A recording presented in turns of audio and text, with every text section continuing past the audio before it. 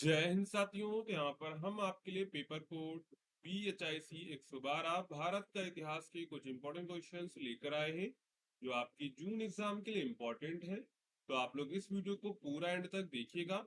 अगर आपको वीडियो पसंद आता है तो वीडियो को लाइक करिएगा, चैनल को सब्सक्राइब करिएगा एंड वीडियो को अपने दोस्तों में शेयर करना मत भूलिएगा।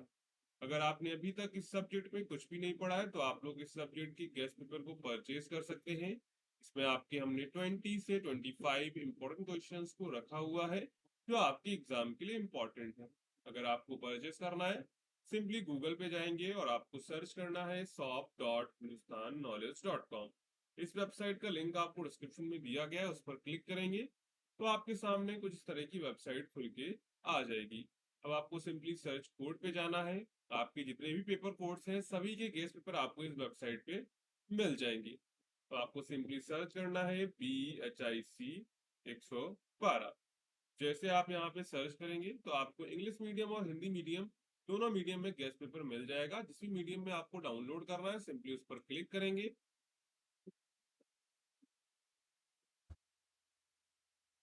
इसके बाद आप लोग यहाँ से इसको परचेज कर सकते हैं। अगर आपको कोई प्रॉब्लम होती है तो आप 9580023321 इस नंबर पे भी व्हाट्सएप करके भी परचेज कर सकते हैं। तो चलिए वापस चलते हैं अपने प्रश्नों पर। यहाँ पर हमारा सबसे पहला प्रश्न है, मुगल राजपूत संबंधों पर एक लेख लिखिए।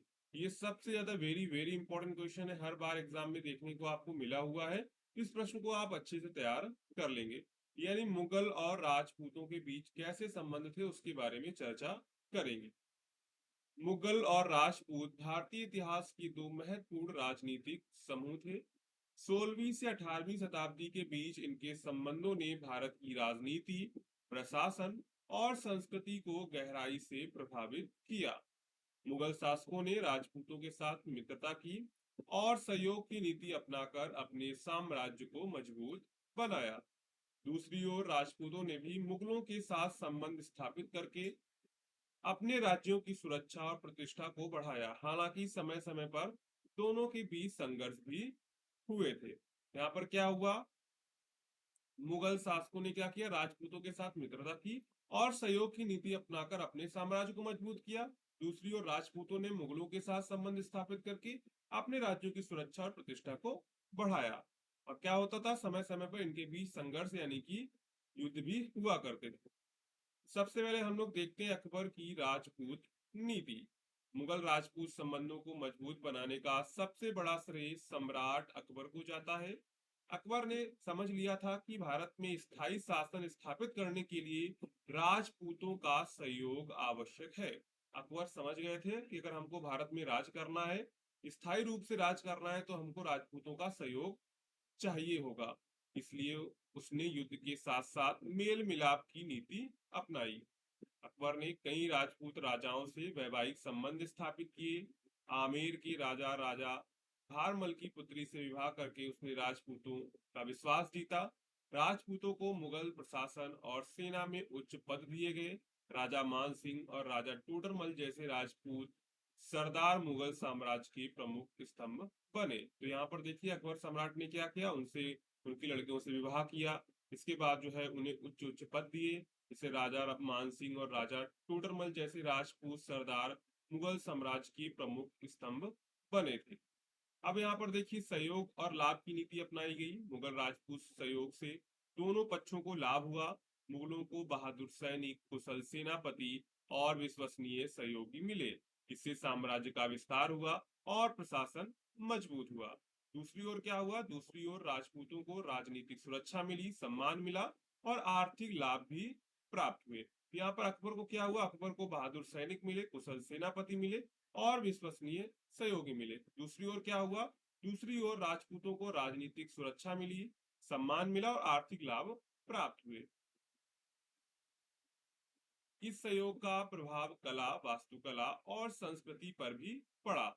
मुगल और राजपूत संस्कृतियों के मेल से नई स्थापत्य शैली विकसित हुई। अनेक महलों, किलों और भवनों में इस मिश्रित संस्कृति की झलक दिखाई देती है। अब देखिए यहाँ पर अकबर का समय निकल गया, इसके बाद आते हैं जहांगीर और शाहजहां का समय आता है। तो इसमें क्या होता है, अकबर के बाद जहांगीर और शाहजहां ने भी राजपूतों के साथ मैत्रीपूर्ण संबंध बनाए रखे। राजपूत सरदारों को महत्वपूर्ण पद मिलते रहे और वे मुगल प्रशासन का अभिन्न अंग बने रहे। इस काल में मुगल राजपूत संबंध सामान्यतः शांतिपूर्ण और सहयोगपूर्ण रहे। इसके बाद औरंगजेब का समय आता है। तो औरंगजेब के शासनकाल में मुगल राजपूत संबंधों में तनाव बढ़ गया। औरंगजेब की धार्मिक और राजनीतिक नीतियों से कई राजपूत शासक असंतुष्ट हो गए। विशेष रूप से मारवाड़ और मेवाड़ के साथ उसके संघर्षों ने दोनों पक्षों के संबंधों को कमजोर कर दिया। मारवाड़ के उत्तराधिकारी के प्रश्न को लेकर संघर्ष हुआ और कई राजपूत राज्यों ने मुगलों का विरोध भी किया। इससे मुगल साम्राज्य की शक्ति पर भी नकारात्मक प्रभाव पड़ा। राजपूतों का सहयोग कम होने से मुगलों की स्थिति कमजोर होने लगी। तो यहाँ पर औरंगजेब के समय क्या हुआ, औरंगजेब के समय में मुगल और जो है राजपूत के संबंध कमजोर हो गए। इसके बाद हम लोग यहाँ पे निष्कर्ष लिख देंगे। तो मुगल राजपूत संबंध भारतीय इतिहास का एक महत्वपूर्ण अध्याय है। अकबर की उदार और सहयोगात्मक नीति ने दोनों के बीच विश्वास और मित्रता स्थापित की। इससे मुगल साम्राज्य को स्थिरता और शक्ति मिली। यद्यपि औरंगजेब के समय संबंधों में तनाव उत्पन्न हुआ, फिर भी मुगल राजपूत सहयोग ने भारत की राजनीति, प्रशासन, कला और संस्कृति को समृद्ध बनाने में महत्वपूर्ण योगदान दिया। इस प्रकार मुगल राजपूत संबंध भारतीय इतिहास में सहयोग और संघर्ष दोनों के उदाहरण के रूप में प्रस्तुत करते हैं। यहाँ पर हमने पहला प्रश्न अच्छे से कवर कर लिया है। अगर आपने अभी तक वीडियो को लाइक नहीं किया है तो वीडियो को लाइक कर दीजिएगा, चैनल को भी सब्सक्राइब आप लोग कर लीजिएगा। इसके बाद आपका अगला प्रश्न है, भारत में वैष्णव भक्ति परंपरा की उत्क्रांति एवं वृद्धि पर चर्चा कीजिए। यानी वैष्णव भक्ति परंपरा का उद्भव कैसे हुआ और उसकी वृद्धि कैसे हुई, उसके बारे में चर्चा करेंगे। भारतीय धार्मिक और सांस्कृतिक इतिहास में वैष्णव भक्ति परंपरा का महत्वपूर्ण स्थान है। यह परंपरा भगवान विष्णु तथा उनके अवतारों, विशेष रूप से श्री राम और श्री कृष्ण की भक्ति पर आधारित है। वैष्णव भक्ति में लोगों को प्रेम, समर्पण, समानता और ईश्वर के प्रति श्रद्धा का संदेश दिया है। वैष्णव भक्ति ने क्या किया है, वैष्णव भक्ति ने लोगों को प्रेम, समर्पण, समानता और ईश्वर के प्रति श्रद्धा करने का संदेश दिया है। मध्यकाल में यह एक व्यापक जन आंदोलन के रूप में विकसित हुआ और भारतीय समाज और संस्कृति को गहराई से इसने प्रभावित किया। अब देखते हैं वैष्णव भक्ति परंपरा का उद्भव कैसे हुआ। वैष्णव धर्म की जड़ें वैदिक काल में मिलती है, जहां विष्णु को प्रमुख देवताओं में स्थान प्राप्त था। बाद में महाभारत, रामायण और पुराणों के माध्यम से विष्णु, राम, कृष्ण की पूजा का महत्व बढ़ गया। गुप्त काल यानी 4वीं से 6वीं शताब्दी में वैष्णव धर्म को विशेष संरक्षण मिला और विष्णु की उपासना पूरे भारत में फैलने लगी। आप देखते हैं दक्षिण भारत में कैसे इसका विकास हुआ। तो वैष्णव भक्ति आंदोलन का प्रारंभ दक्षिण भारत में भी हुआ। 6वीं से 9वीं शताब्दी के बीच तमिल संतों, जिन्हें अलवार कहा जाता है, ने भगवान विष्णु के प्रति प्रेम और भक्ति का उन्होंने प्रचार किया। उन्होंने स्थानीय भाषा तमिल में भक्ति गीतों की रचना की, जिससे आम जनता भी धर्म से जुड़ सके। आलवार संतों ने जाति भेद का विरोध किया और सभी लोगों को ईश्वर की भक्ति का अधिकार बताया। अब देखते हैं प्रमुख वैष्णव आचार्य कौन कौन से थे। तो वैष्णव भक्ति के प्रसार में कई महान आचार्यों का योगदान रहा है, जिसमें प्रमुख है रामानुजाचार्य। 11वीं शताब्दी में रामानुजाचार्य ने विशिष्टाद्वैत दर्शन का प्रतिपादन किया। उन्होंने बताया कि ईश्वर की प्राप्ति ज्ञान से अधिक भक्ति द्वारा संभव है। तो यहाँ पर देखिए रामानुजाचार्य क्या कहते हैं, अगर हमको ईश्वर को प्राप्त करना है तो हमको ज्ञान से ज्यादा भक्ति पर जोर देना होगा। उन्होंने समाज के सभी वर्गों को भक्ति का अधिकार दिया। इसके बाद है मध्वाचार्य। तो मध्वाचार्य ने द्वैत दर्शन का प्रचार किया। उनके अनुसार जीव और ईश्वर अलग अलग हैं तथा ईश्वर की कृपा प्राप्त करने के लिए भक्ति आवश्यक है। इसके बाद निम्बार्क और वल्लभाचार्य। निम्बार्क तथा वल्लभाचार्य ने श्री कृष्ण भक्ति को बढ़ावा दिया। वल्लभाचार्य द्वारा स्थापित पुष्टि मार्ग ने कृष्ण भक्ति को विशेष लोकप्रियता प्रदान की। आप देखते हैं उत्तर भारत में इसका विस्तार कैसे हुआ। तो मध्यकाल में वैष्णव भक्ति उत्तर भारत में तेजी से फैली। रामानंद ने राम भक्ति का प्रचार किया और जाति पाति के भेदभाव का विरोध किया। उनके शिष्यों में कबीर और रैदास जैसे संत भी शामिल थे। 16वीं शताब्दी में चैतन्य महाप्रभु ने बंगाल और उड़ीसा में कृष्ण भक्ति का व्यापक प्रचार किया। उन्होंने प्रेम, कीर्तन, सामूहिक भक्ति पर जोर दिया। इसी प्रकार सूरदास, मीराबाई, तुलसीदास जैसे कवियों ने अपनी रचनाओं द्वारा वैष्णव भक्ति को जन जन तक पहुंचाया। देखिए, कहीं भी भक्ति का प्रचार हुआ है तो वो कवियों द्वारा ही हुआ, जैसे वल्लभाचार्य हो गए, मध्वाचार्य हो गए, रामानुजाचार्य जी हो गए। इसी तरह यहाँ पर रामानंद हो गए, कबीर दास हो गए। ये सब जो है संत उसमें शामिल थे। अब देखते हैं वैष्णव भक्ति का प्रभाव क्या पड़ा। तो वैष्णव भक्ति आंदोलन ने भारतीय समाज पर गहरा प्रभाव डाला। इसने जाति भेद, सामाजिक असमानताओं को चुनौती दी, स्थानीय भाषाओं के विकास को प्रोत्साहन मिला और भक्ति साहित्य की समृद्ध परंपरा विकसित हुई। संगीत, नृत्य, चित्रकला और मंदिर स्थापत्य कला भी इसके सकारात्मक प्रभाव देखने को मिलते हैं। इसके बाद हम लोग यहाँ पे निष्कर्ष लिखेंगे। वैष्णव भक्ति परंपरा भारतीय धार्मिक इतिहास की एक महत्वपूर्ण धारा है। इसका विकास दक्षिण भारत के आलवार संतों से प्रारंभ होकर पूरे देश में फैला। रामानुजाचार्य, मध्वाचार्य, चैतन्य महाप्रभु, तुलसीदास, सूरदास और मीराबाई जैसे संतों ने इसे जन आंदोलन का रूप दिया। प्रेम, भक्ति, समानता और मानवता का संदेश देने वाली यह परंपरा आज भी भारतीय संस्कृति और समाज को प्रेरित करती है। यहाँ पर हमने देख लिया कि वैष्णव भक्ति परंपरा का उद्भव कैसे हुआ और उसका विकास कैसे हुआ। ठीक है, इसके बाद चलते हैं अगले प्रश्न पर। यहाँ पर आपका अगला प्रश्न है, मुगल दरबार में महिलाओं की भूमिका पर एक लेख लिखिए। यानी मुगल दरबार में महिलाओं की क्या भूमिका थी उसके बारे में चर्चा करेंगे। मुगल साम्राज्य भारतीय इतिहास का एक महत्वपूर्ण काल था। सामान्यतः यह माना जाता है कि मुगल दरबार केवल पुरुषों द्वारा संचालित होता था, लेकिन वास्तव में महिलाओं की भी इसमें महत्वपूर्ण भूमिका होती थी। मुगल शाही परिवार की महिलाएं केवल महलों तक सीमित नहीं थी, बल्कि वे राजनीति, प्रशासन, शिक्षा, कला, साहित्य और समाज सेवा के कार्यों में भी सक्रिय रूप से भाग लेती थी। उन्होंने साम्राज्य की नीतियों और शासन व्यवस्था को प्रभावित किया तथा कई महत्वपूर्ण निर्णय लेने में योगदान दिया करती थी। तो सबसे पहले देखते हैं राजनीति और प्रशासन में उनकी क्या भूमिका होती थी। तो मुगल दरबार की कई महिलाओं ने राजनीति में महत्वपूर्ण भूमिका निभाई। इनमें सबसे प्रसिद्ध नाम आता है नूरजहां का। वह सम्राट नूरजहां की पत्नी थी। नूरजहां की पत्नी थी। नूरजहां ने शासन कार्यों में सक्रिय रूप से भाग लिया और कई प्रशासनिक निर्णय स्वयं लिए।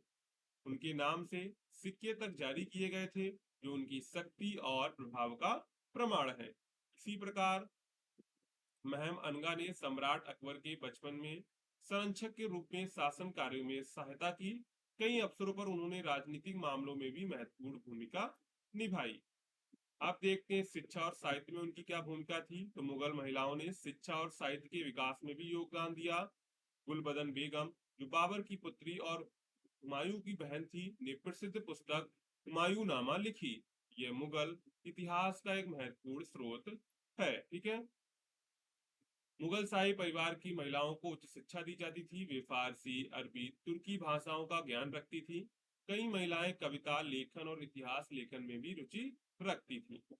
अब देखते हैं कला और संस्कृति का संरक्षण उन्होंने कैसे किया। तो मुगल महिलाओं ने कला, संगीत, स्थापत्य कला को संरक्षण दिया। उन्होंने अनेक भवनों, मस्जिदों, बागों और सरायों का निर्माण करवाया। इसके बाद जहां आरा बेगम, जो सम्राट शाहजहां की पुत्री थी, ने कई धार्मिक और सार्वजनिक निर्माण कार्य करवाए। उन्होंने व्यापार और सांस्कृतिक गतिविधियों को भी प्रोत्साहित किया। महिलाएं चित्रकला, संगीत और साहित्यिक गतिविधियों की संरक्षक थीं। उनके संरक्षण से मुगल संस्कृति और अधिक समृद्ध हुई। अब उन्होंने आर्थिक और सामाजिक योगदान कैसे दिया वो देखते हैं। तो मुगल दरबार की महिलाओं के पास अपनी निजी संपत्ति और आय के स्रोत होते थे।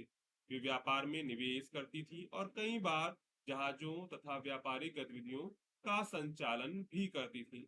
जहां आरा बेगम और अन्य शाही महिलाओं ने विदेशी व्यापार को भी बढ़ावा दिया। इसके अलावा वे गरीबों की सहायता करती थी, धार्मिक संस्थानों को दान देती थी और समाज सेवा के कार्यों में सक्रिय रूप से भाग लेती थी। उन्होंने अस्पतालों, सरायों और धार्मिक स्थलों के निर्माण में भी योगदान दिया। अब इसका देखते हैं धार्मिक और सामाजिक क्या प्रभाव देखने को मिलता है। तो मुगल महिलाओं का धार्मिक मामलों में भी प्रभाव देखने को मिलता है। वे धार्मिक विद्वानों को संरक्षण देती थी और विभिन्न धार्मिक गतिविधियों में भाग लेती थी। कुछ महिलाओं ने समाज में महिलाओं की स्थिति सुधारने के लिए प्रयास भी किए। उनके प्रभाव के कारण दरबार में कई सामाजिक और सांस्कृतिक परिवर्तन देखने को मिलते हैं।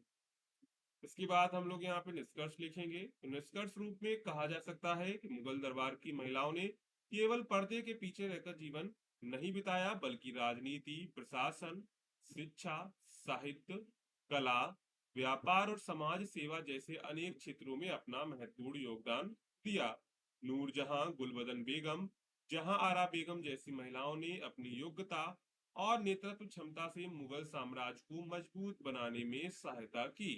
इसलिए मुगल इतिहास में महिलाओं की भूमिका का अत्यंत महत्वपूर्ण और प्रेरणादायक मानी जाती है। इसके बाद आपका अगला प्रश्न है, मुगल साम्राज्य के पतन पर विभिन्न मतों का विश्लेषण कीजिए। यानी मुगल साम्राज्य का पतन कैसे हुआ, उसके बारे में जो विभिन्न मत हैं उसके बारे में चर्चा करेंगे। तो मुगल साम्राज्य भारत के इतिहास का एक महत्वपूर्ण साम्राज्य था। इसकी स्थापना 1526 के लगभग हुई थी, में बाबर ने की थी। इसमें अकबर, जहांगीर, शाहजहां और औरंगजेब के समय में यह साम्राज्य अपनी शक्ति और वैभव के चरम पर पहुंच गया था। लेकिन औरंगजेब की मृत्यु यानी 1707 ईस्वी के बाद मुगल साम्राज्य धीरे धीरे कमजोर होने लगा और अंततः इसका पतन हो गया। इतिहासकारों ने मुगल साम्राज्य के पतन के कई कारण बताए हैं। इसमें सबसे पहला कारण है औरंगजेब की नीतियों का प्रभाव। कई इतिहासकारों का मानना है कि मुगल साम्राज्य के पतन का मुख्य कारण औरंगजेब की धार्मिक और राजनीतिक नीतियां थी। उसने जजिया कर पुनः लागू किया तथा कुछ हिंदू मंदिरों को नष्ट कराया। इससे राजपूतों, जाटों, सिखों और मराठों में असंतोष बढ़ा। इन विद्रोहों ने साम्राज्य की शक्ति को कमजोर कर दिया। इसलिए कुछ विद्वान औरंगजेब की नीतियों को पतन का मुख्य कारण मानते हैं। तो यहाँ पर देखिए, जो कुछ इतिहासकार है वो मानते हैं कि औरंगजेब की जो नीतियां थी उसके कारण जो है मुगल साम्राज्य का पतन हुआ था। इसके बाद दूसरा मत है उत्तराधिकारी संघर्ष का मत। कुछ इतिहासकारों के अनुसार मुगल साम्राज्य में उत्तराधिकारी का कोई निश्चित नियम नहीं था। प्रत्येक सम्राट की मृत्यु के बाद राजकुमारों के बीच सत्ता के लिए युद्ध होता था। इन संघर्षों में सेना, धन और प्रशासन को भारी नुकसान पहुंचता था। इससे केंद्रीय सत्ता कमजोर होती गई और साम्राज्य के पतन का मार्ग प्रस्तुत हुआ, यानी प्रशस्त हुआ। इसका मतलब क्या है? इसका मतलब ये है कि देखिए, कुछ इतिहासकारों के अनुसार मुगल साम्राज्य में उत्तराधिकारी का कोई निश्चित नियम नियम नहीं था कि कौन उत्तराधिकारी बनेगा। जब किसी सम्राट की मृत्यु हो जाती थी तो राजकुमार क्या करते? राजकुमार सत्ता के लिए आपस में युद्ध करते थे। इससे क्या होता था? इससे संघर्षों में सेना, धन और प्रशासन को भारी नुकसान पहुंचता था। इससे केंद्रीय सत्ता कमजोर होती गई और साम्राज्य के पतन का मार्ग प्रशस्त हुआ, यानी कि शुरू हुआ। इसके बाद है आर्थिक संकट का मत। इतिहासकार इरफान हबीब जैसे विद्वानों का मत है कि आर्थिक संकट मुगल साम्राज्य के पतन का प्रमुख कारण था। लगातार युद्धों, विशेषकर दक्कन अभियानों पर अत्यधिक खर्च हुआ, राजस्व व्यवस्था कमजोर हो गई और किसानों पर करों का बोझ बढ़ गया। परिणाम स्वरूप कृषि उत्पादन और सरकारी आय में कमी आई, जिससे साम्राज्य आर्थिक रूप से कमजोर हो गया। इसके बाद है प्रशासनिक कमजोरी का मत भी एक सामने आता है। कुछ इतिहासकारों का मानना है कि मुगल प्रशासन धीरे धीरे भ्रष्ट और अक्षम हो गया था। मनसबदारी और जागीरदारी व्यवस्था में कई दोष उत्पन्न हो गए थे। अधिकारियों ने अपनी स्वार्थ को प्राथमिकता दी और प्रशासनिक अनुशासन समाप्त होने लगे। इससे क्या हुआ? इससे केंद्र का नियंत्रण कमजोर पड़ गया। इसके बाद है क्षेत्रीय शक्तियों का उदय का मत, यानी क्षेत्रीय शक्तियों का उदय हुआ, इससे जो है मुगल साम्राज्य कमजोर हो गया। सतीश चंद्र जैसे इतिहासकारों के अनुसार मराठा, जाट, सिख, हैदराबाद, अवध और बंगाल जैसी क्षेत्रीय शक्तियों का उदय मुगल पतन का महत्वपूर्ण कारण था। इन शक्तियों ने धीरे धीरे स्वतंत्रता प्राप्त कर ली और मुगल सत्ता को चुनौती दी। परिणाम स्वरूप साम्राज्य का विशाल क्षेत्र छोटे छोटे राज्यों में विभाजित होने लगा। इसके बाद अगला मत है विदेशी आक्रमणों का मत। कुछ विद्वान नादिर शाह और अहमद शाह अब्दाली के आक्रमणों को पतन का महत्वपूर्ण कारण मानते हैं। नादिर शाह ने दिल्ली को लूटा और अपार धन संपत्ति को लेकर चला गया। इन आक्रमणों से मुगल साम्राज्य की सैन्य और आर्थिक शक्ति को भारी क्षति पहुंची और उसकी प्रतिष्ठा भी गिर गई। इसके बाद यूरोपीय शक्तियों का प्रभाव। कुछ इतिहासकारों का मत है कि यूरोपीय व्यापक कंपनियों, विशेषकर ब्रिटिश ईस्ट इंडिया कंपनी ने मुगल साम्राज्य की कमजोरी का लाभ उठाया। उन्होंने भारतीय राजनीति में हस्तक्षेप किया और धीरे धीरे अपना प्रभुत्व स्थापित कर लिया। इससे मुगल सत्ता का अंत और तेज हो गया। तो यहाँ पर देखिए, कुछ इतिहासकार मानते हैं कि कुछ यूरोपीय व्यापारिक कंपनियां थी, जैसे विशेषकर ब्रिटिश ईस्ट इंडिया कंपनी ने मुगल साम्राज्य की कमजोरी का फायदा उठाया और अपनी जो है भारतीय राजनीति में हस्तक्षेप किया और धीरे धीरे अपना जो है प्रभाव वहां पे जमा लिया। इससे क्या हुए, इससे मुगल सत्ता का अंत और भी तेज हो गया। इसके बाद हम लोग यहाँ पे निष्कर्ष लिख देंगे। तो मुगल साम्राज्य का पतन किसी एक कारण से नहीं हुआ, बल्कि यह अनेक राजनीतिक, आर्थिक, प्रशासनिक और सामाजिक कारणों का परिणाम था। औरंगजेब की नीतियां, उत्तराधिकारी संघर्ष, आर्थिक संकट, प्रशासनिक भ्रष्टाचार, क्षेत्रीय शक्तियों का उदय, विदेशी आक्रमण और यूरोपीय हस्तक्षेप सभी ने मिलकर मुगल साम्राज्य को कमजोर किया। इसलिए इतिहासकारों का सामान्य मत है कि मुगल साम्राज्य का पतन एक बहुआयामी और दीर्घकालिक प्रक्रिया थी, जिसने भारत के इतिहास में एक नए युग की शुरुआत की। यहाँ पर हमने पेपर कोड BHIC 112 के कुछ इंपॉर्टेंट क्वेश्चंस को डिस्कस किया हुआ है, जो आपकी जून एग्जाम के लिए इंपॉर्टेंट है। अगर आपको वीडियो पसंद आई हो तो वीडियो को लाइक करेगा, चैनल को सब्सक्राइब करेगा और वीडियो को अपने दोस्तों में शेयर करना मत भूलिएगा।